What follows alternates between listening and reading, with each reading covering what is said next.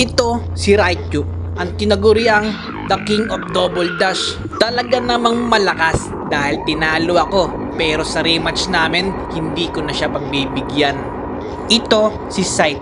Kung si Raichu nga ang nagpauso ng Double Dash, siya naman ang nagpauso ng kickback. At malakas din dahil tinalo rin ako, pero sa rematch namin, ako naman. Ito naman si Solo Boy. Oh, teka lang dito nanalo na ako. Ang kaso nga lang, Minions. Pero sa rematch namin, hindi na magiging Minions ang resulta dahil ako na mismo babasag ng tori niya.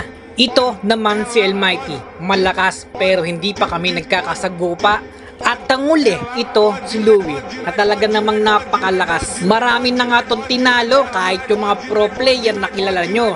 At aantayin ko ang laban namin. Lahat ng tugad na to, pagsamasamahin ang lahat ng nabanggit, ganon ako kalakas. Oh, teka lang matagal ko nang ginagawa yung ganitong content, baka hindi nyo pa din magets. Dahil ako, si Captain Els, ang nag-iisang kapitan ng Barangay Land of Dawn. Kwento ko to, dapat ako ang bida. Hindi ako top Philippines sa Tube, pero top global ako sa Tube. Paano nangyari yun?